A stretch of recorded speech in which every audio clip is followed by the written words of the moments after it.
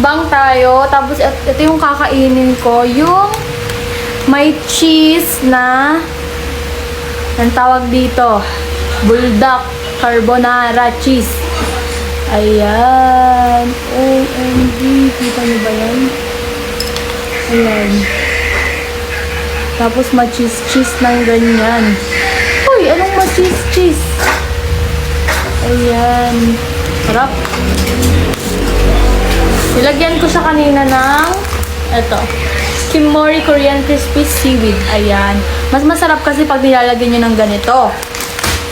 Tapos, meron siyang egg na may sabaw. Ayan. Let's go. Let's eat.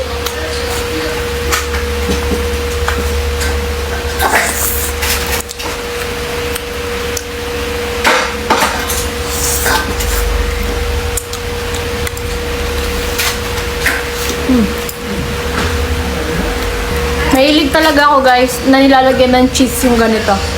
Masarap kaya. Carbonara yung flavor neto guys. Yan.